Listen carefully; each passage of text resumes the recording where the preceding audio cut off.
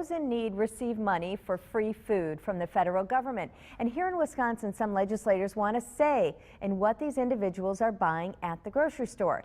Fox 11 is on special assignment looking into the plan and what it means for all taxpayers. And Mark Leland joins us this morning with a preview of what he found. Good morning, Mark. Good morning, Rachel. You know, first of all, in Wisconsin, we're talking about more than $1 billion in taxpayer-funded food every year. The program is the Supplemental Nutrition Assistance Program, but as it turns out right now, nutrition has nothing to do with it.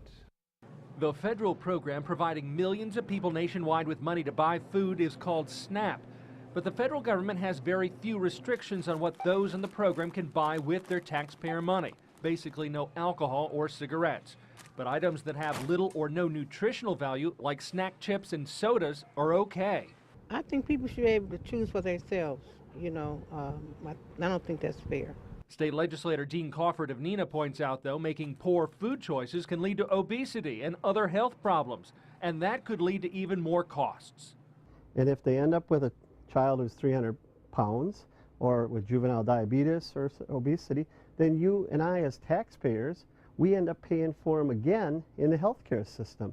Crawford is pushing legislation that would make Wisconsin the first state in the country to impose limits on how much junk food can be purchased with the state's FoodShare program. Originally, he wanted to ban all junk food, but after resistance from grocers and various food producers, he is open to allowing a limited amount of junk food paid for by taxpayers. I'm not trying to pick on them, not trying to ban any products, just saying, you know what, for the good of all of us, and because it's taxpayer money, it's time to change the system. Now, details of the bill still need to be worked out somewhat, and all this would need approval from the federal government to actually move forward. The Assembly's State Affairs Committee will vote on this bill this morning. From there, it should come up for a vote in the full Assembly later this next month in May. Interesting. Now, you say this is a federal program. Yes, it's a federally run program, federal dollars. Then why isn't the federal government the one mandating these nutritional guidelines and requirements? That's an interesting point you bring up. The federal government actually brought up the idea before, but they deemed it too costly and too cumbersome to enforce. Crawford believes it would not only provide better nutrition, but save Wisconsin money in health care costs in the long run. So the federal government's not dealing with it right now.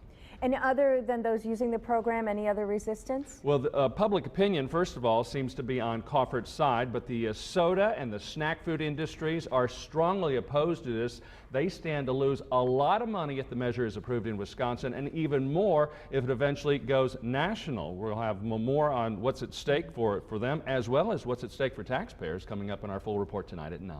All right, thanks, Mark. We're looking forward to that. And Mark's, again, as he said, full report tonight on Fox 11 News at 9. Now, we want to hear your thoughts on the debate. You can vote in our online poll. It asks, should those on the taxpayer-funded FoodShare program be required to buy nutritious food?